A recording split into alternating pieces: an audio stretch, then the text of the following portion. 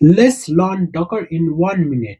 Most of the time, people are saying that my code runs on my machine successfully, but while deploying on the server, it fails. Or when I give the same code to my friend, that code doesn't run on his machine. And here comes the picture of the Docker.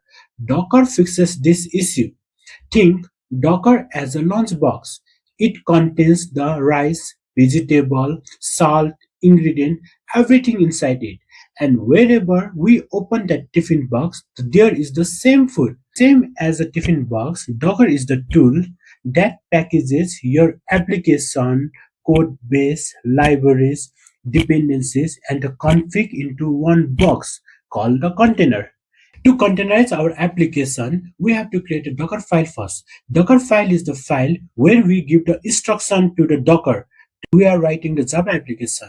Then we give instruction to download the JDK first. Then we copy our jar file and write that command to run that jar in a Docker file.